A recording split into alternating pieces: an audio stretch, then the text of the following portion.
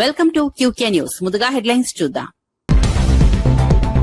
LPG ఉత్పత్తి పెంపే పరిష్కారమన్న ప్రధాని మోదీ. దిగుమతులపై ఆధారాన్ని తగ్గిస్తున్నామన్న ప్రధాని మోదీ. ఇంధన భద్రతకు స్వదేశీ ఉత్పత్తే బలమన్న మోదీ. ఆత్మ నిర్భర్ లక్ష్యంతో ముందుకు వెళ్తున్నామన్న ప్రధాని.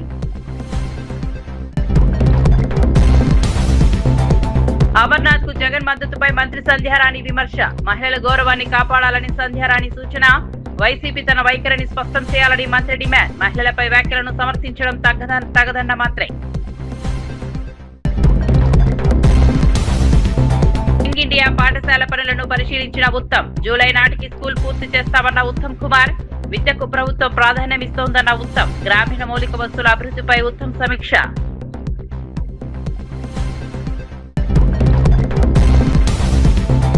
Kadapa steel plant credit Jagan ప్రభుత్వానిదేనన్న అవినాష్. స్టీల్ ప్లాంట్ పనులు మా హయాంలోనే పూర్తయ్యాయన్న అవినాష్.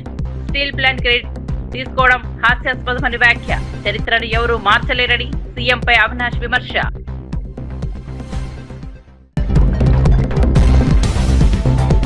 ఓవైసీ విద్యా సంస్థపై చర్యలు తీసుకోవాలన్న రాజాసింగ్. బఫర్ జోన్ నిర్మాణంపై నివేదిక ఇవ్వాలని డిమాండ్. అక్రమ నిర్మాణాలపై చర్యలు ఎందుకు లేవన్న రాజాసింగ్.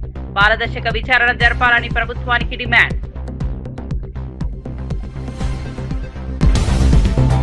ఎల్పీజీ దిగుమతుల అంశంపై ప్రధాని నరేంద్ర మోదీ కీలక వ్యాఖ్యలు చేశారు. దేశీయ ఉత్పత్తిని గణనీయంగా పెంచడం ద్వారా దిగుమతులపై ఆధారపడే పరిస్థితిని తగ్గించామని తెలిపారు. ఎల్పీజీ దిగుమతుల సంక్షోభానికి భారత్ సమాధానం స్వదేశీ ఉత్పత్తి పెంపేనని స్పష్టం చేశారు.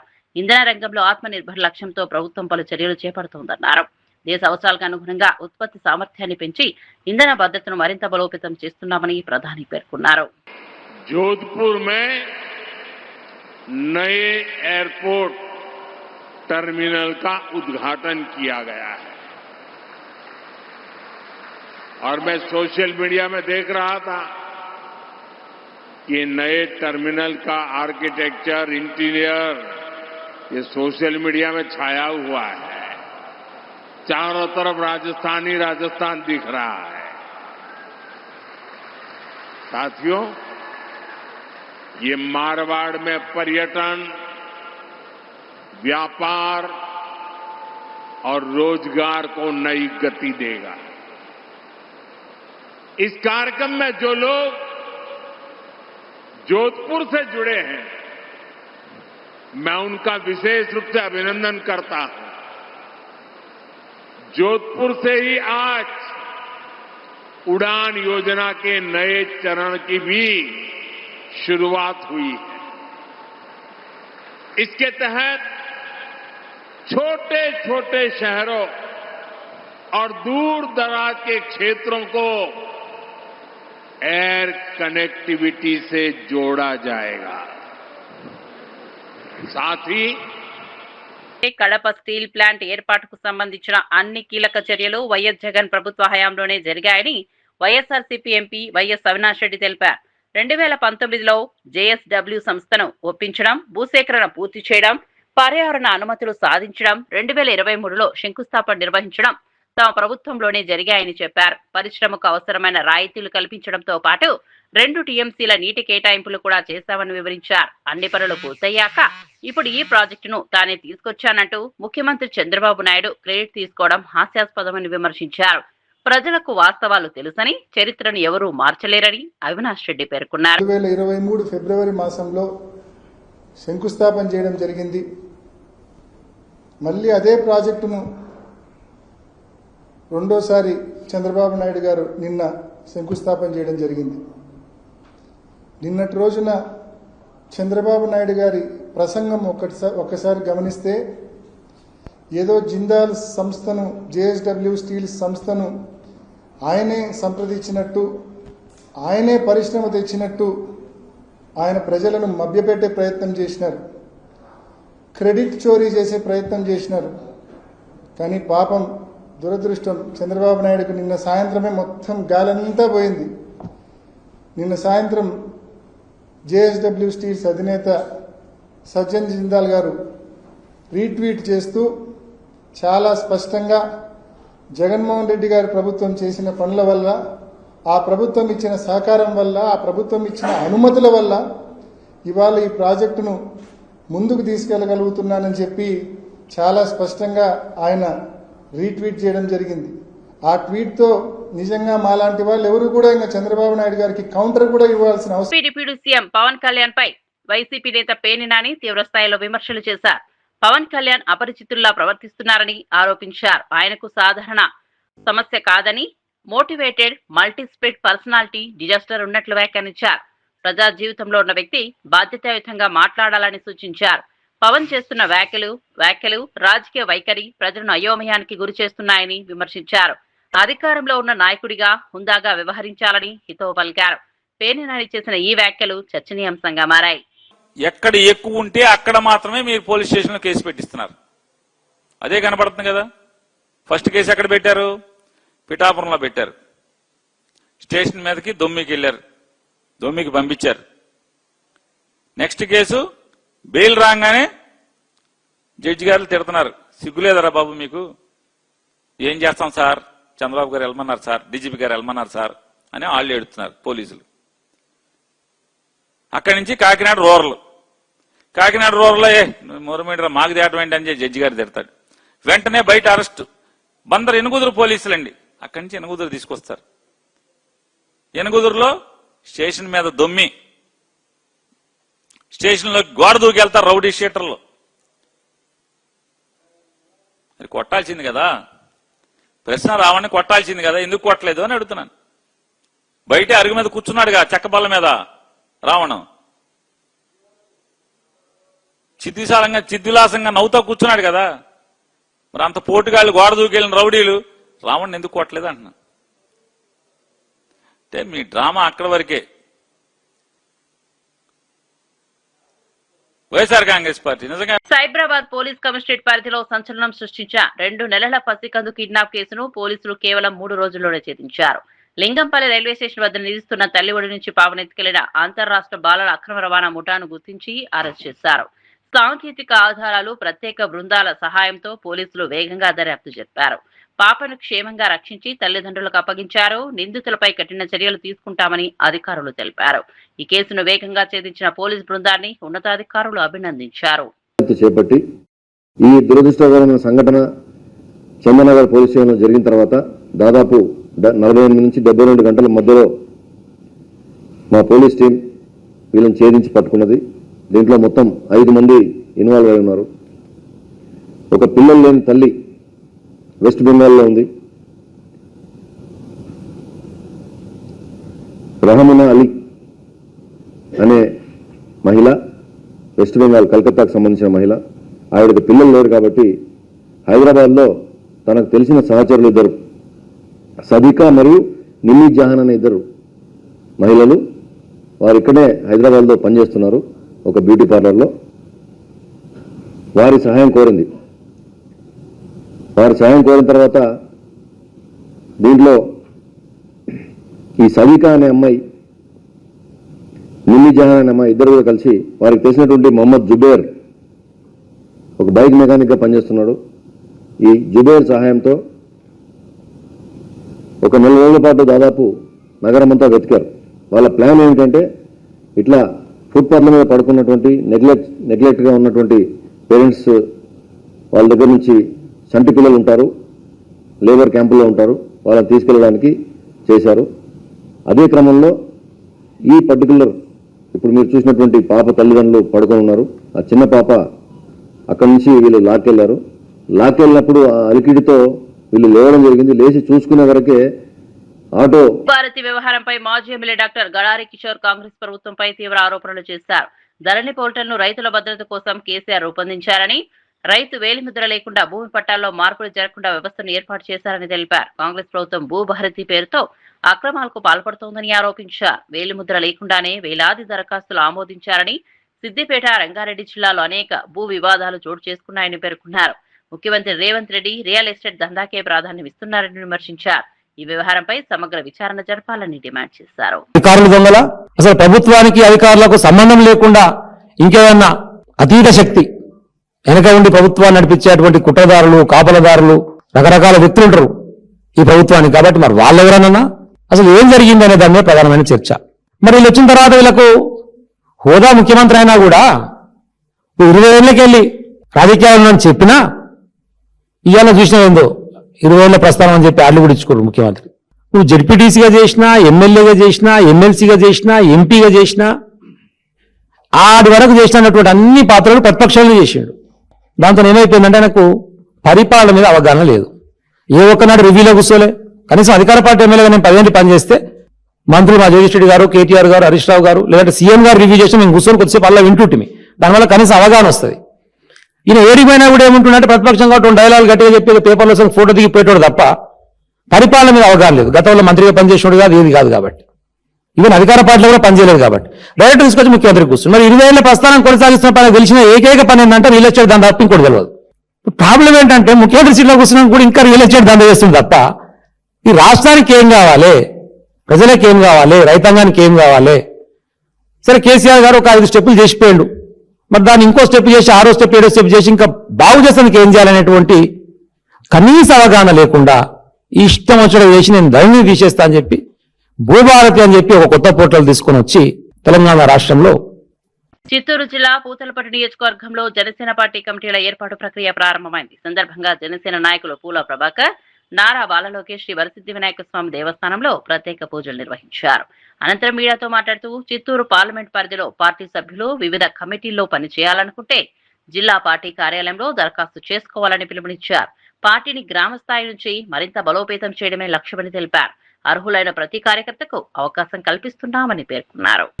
23 విభాగాల్లో వాళ్లకు ఆసక్తి ఉన్న మేరకు వాళ్ళు దరఖాస్తులు అందజేస్తున్నారు. ప్రస్తుతానికి 1300 పైచీలకు దరఖాస్తుల్ని అందజేశారు.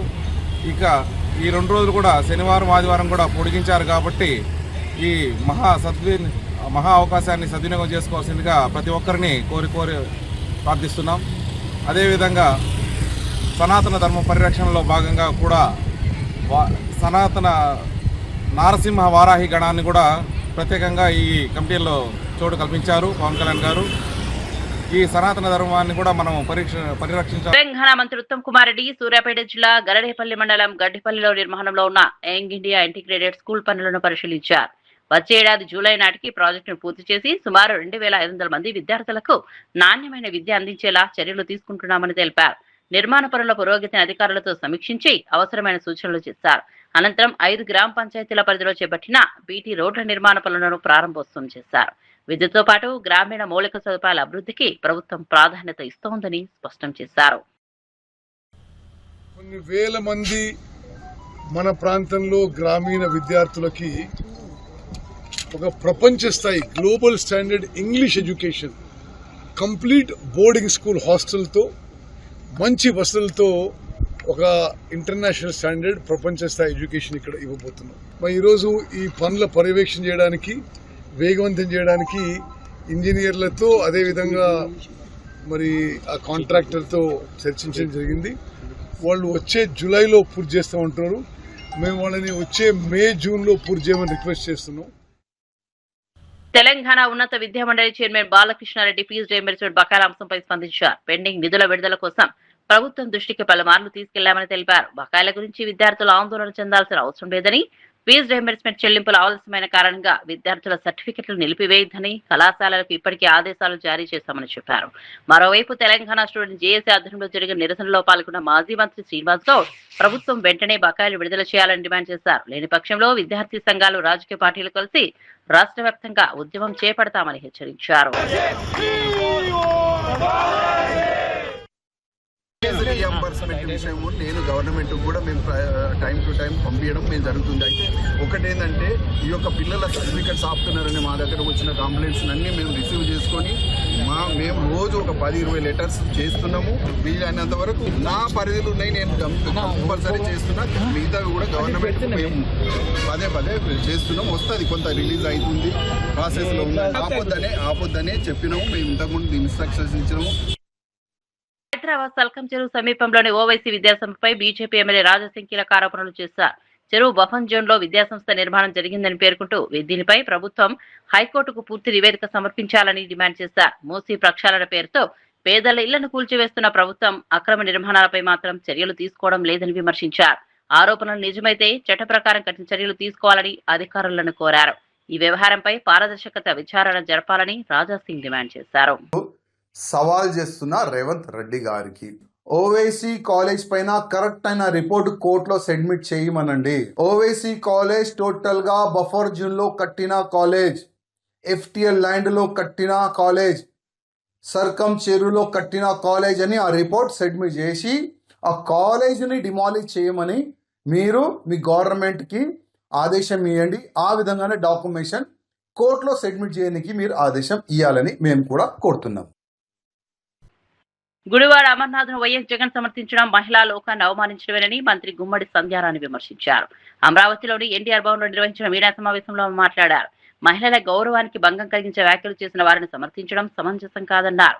ప్రజా జీవితంలో ఉన్న నాయకులు మహిళల పట్ల గౌరవంతో వ్యవహరించాలని సూచించారు. మహిళల ఆత్మగౌరవాన్ని కాపాడే బాధ్యత ప్రతి రాజకీయ నాయకుడిపై ఉందన్నారు.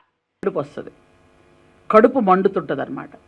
అంటే ప్రజలు 2 సంవత్సరాల నుంచి ప్రశాంతంగా ఉన్నారు కాబట్టి మళ్ళీ ఏదో ఒక అల్లకొల్లోలం క్రియేట్ చేయాలి, ఏదో ఒకటి మనం మాట్లాడాలి, ప్రజల్లో ఒక అసంతృప్తిని క్రియేట్ చేయాలి అనే ఆలోచనతో ఎప్పుడు ఈ గొడ్డలి పార్టీ అధినేత మావిగన్ సృష్టికర్త ఈయన ఎప్పుడు ఉంటాడు, మనకు తెలిసిన విషయమే.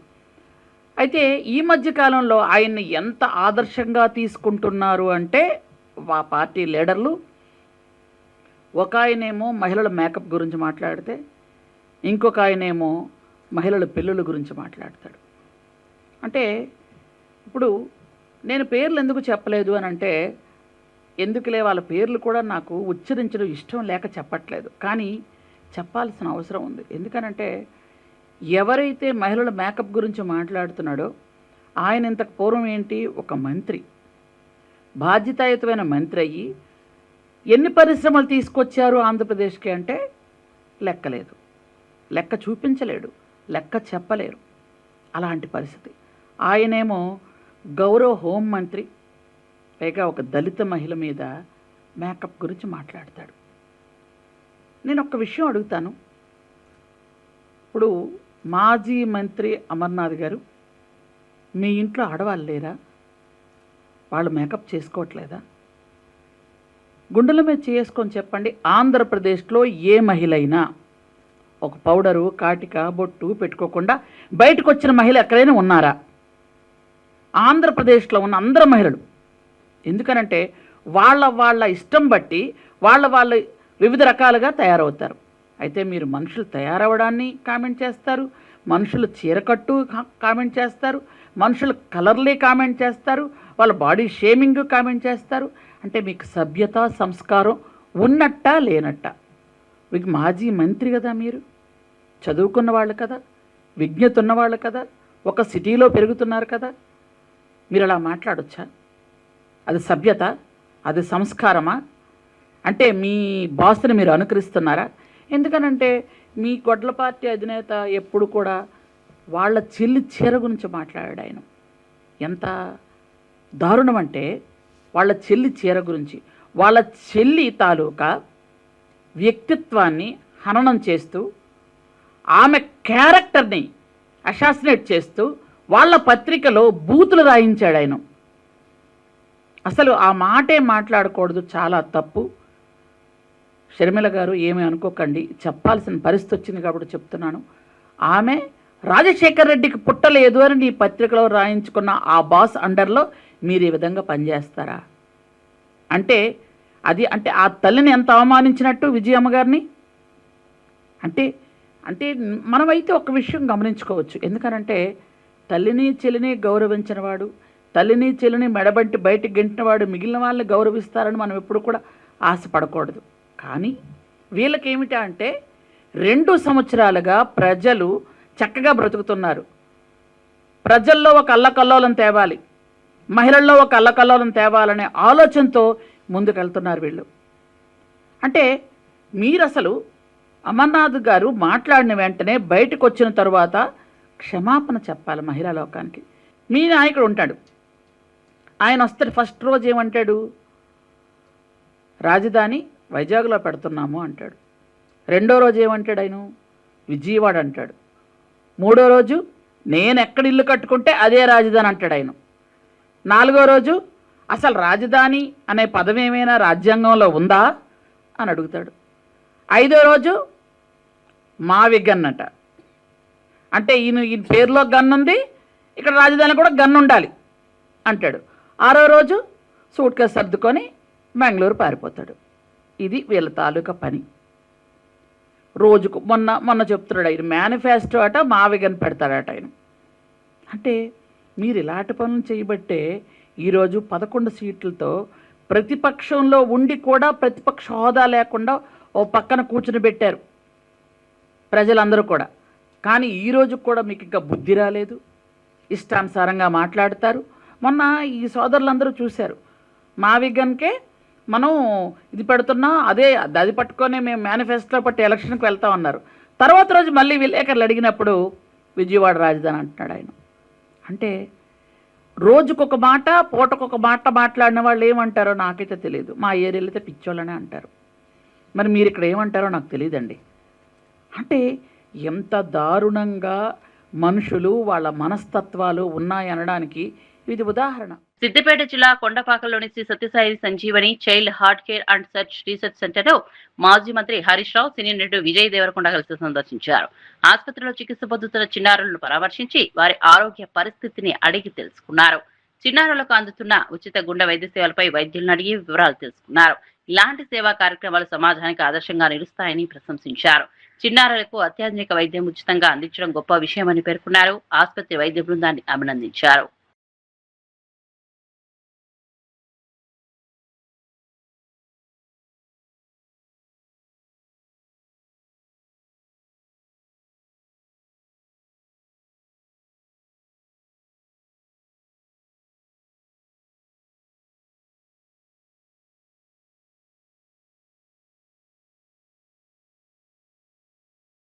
అక్రమంగా స్టెరాయిడ్ ఇంజెక్షన్లు, బాడీ బిల్డింగ్ సప్లిమెంట్లు విక్రయిస్తున్న ముఠాను డ్రగ్స్ ఫోర్స్ ముషీరాబాద్ పోలీసులు సంయుక్తంగా అరెస్ట్ చేశారు.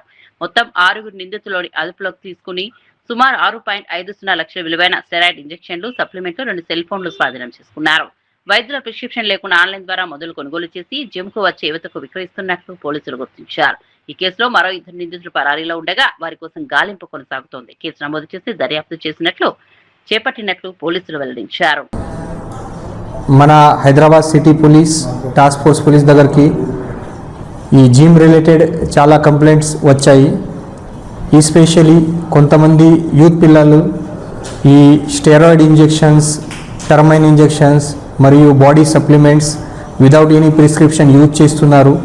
సో ఈ ఇన్ఫర్మేషన్ పైన మన సిపి సార్ ఆధ్వర్యంలో ఆదేశం ప్రకారం మన Hyderabad city police Secunderabad task force team ఒక స్పెషల్ ఆపరేషన్ ఇక్కడ చేశారు.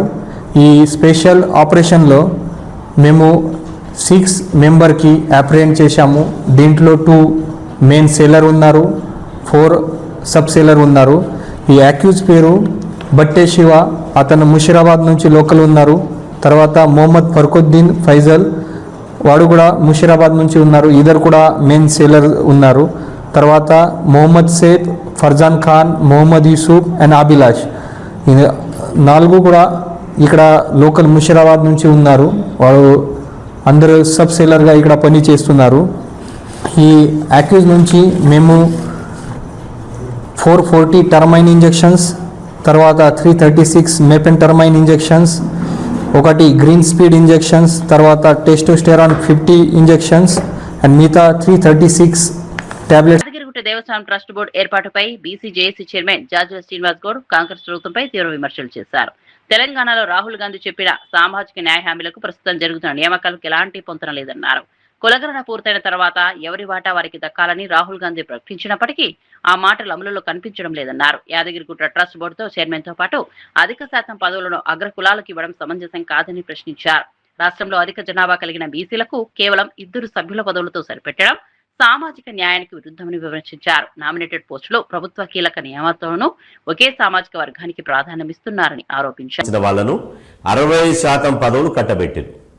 అదే 90% ఉన్నటువంటి బీసీ, ఎస్సీ, ఎస్టీలకు, మైనార్టీలకు కేవలం 40% పదవులు కట్టబెట్టారు. అందులో ఇలా బీసీలకు జనాభా దామాష ప్రకారం చూసుకుంటే 60% పదవులు బీసీలకు రావాలి. కానీ కాంగ్రెస్ ప్రభుత్వం ఇలా ఈ ట్రస్ట్ బోర్డు మెంబర్ల నియామకాల్లో బీసీలకు కేవలం 2 బోర్డు మెంబర్లు మాత్రమే ఇచ్చింది. ఇవాళ మేము అంటున్నాం, యాదగిరిగుట్ట లక్ష్మీ నరసింహస్వామి ట్రస్ట్ బోర్డు చైర్మన్గా ఈరోజు ఇలా సత్యనారాయణ రెడ్డి అనే ఆయనని పెట్టారు. సత్యనారాయణ రెడ్డి గారి యొక్క ఆయన కాంట్రిబ్యూషన్ ఏంది? సత్యనారాయణ రెడ్డి గారు ఏమన్నా భక్తుడా? సత్యనారాయణ రెడ్డి గారు యాదగిరిగుట్టకు ఏమన్నా వారి యొక్క ఆర్థిక సహకారాలు కానీ ఇంకే రకమైన సహకారాలు చేశాడా?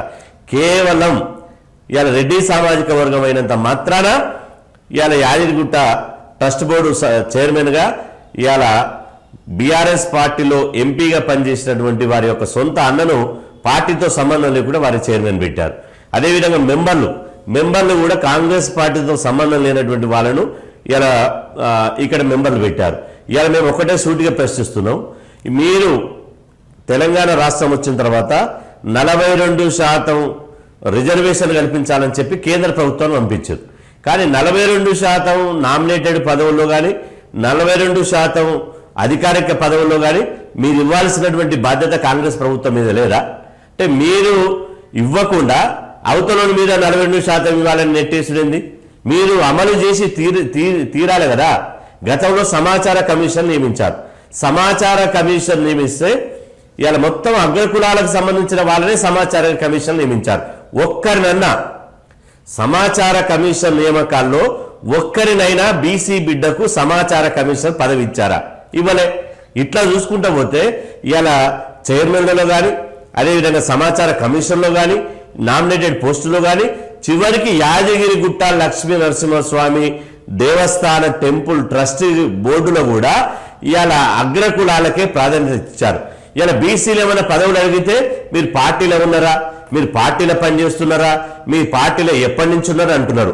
మరి మీరు వేసినటువంటి ఈ దేవస్థాన ట్రస్ట్ బోర్డులో వీళ్ళు ఏమైనా కాంగ్రెస్ పార్టీ జెండా మోసిన ఉన్నారా?